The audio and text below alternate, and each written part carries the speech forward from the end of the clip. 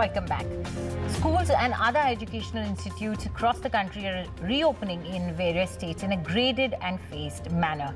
While many states have already opened the schools for some classes, some other states, including Andhra Pradesh, Assam and Uttarakhand, have decided to reopen schools from today. That is November 2nd.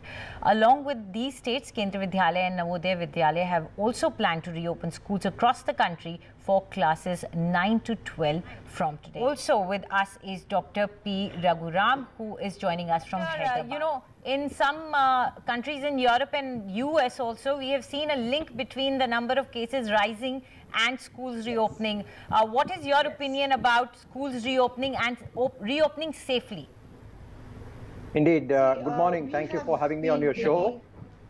So basically, yes, you're absolutely right. Some of the schools which have opened in the US and in Europe, they have, recorded a significant rise in the number of cases. For example, UK is in a complete lockdown, but a lockdown with a major difference, and that is that the schools and educational institutions are open.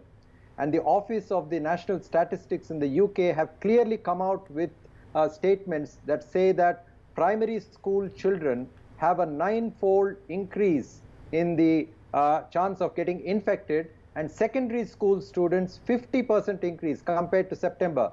So these are valuable lessons to be learned. In our country, there are 32 crore school students who will be going to 15 lakh schools. So their health and safety should be of paramount importance. Yes, we as a country have had a major success in containing the virus over the past few weeks, but we should not let our guard down.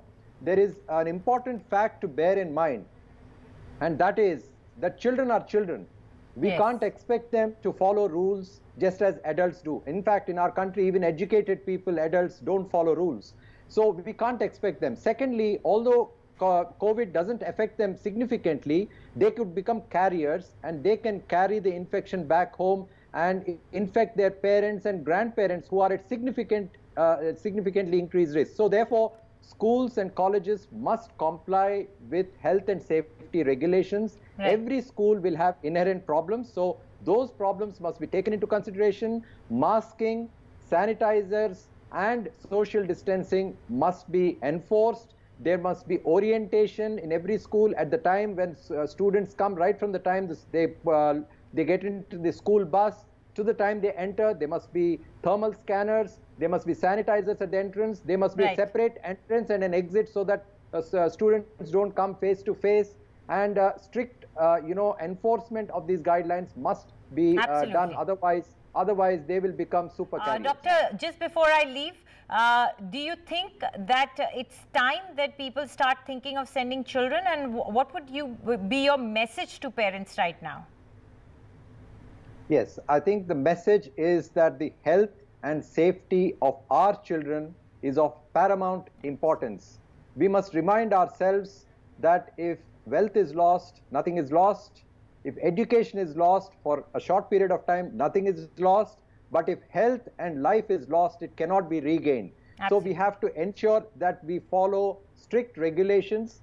And as I mentioned, we can't expect children to behave like adults. Right. And it is our responsibility as parents to look after their welfare. And I think this is also time the pandemic has taught us several lessons, and in particular reference to education. Right. I think it is time that our digital education infrastructure must be strengthened. Absolutely. The broadband facility must be extended to towns and villages, and the teachers must be taught how to use these computers in smaller places particularly, so that we are prepared for the future. Thank you very much, Doctor.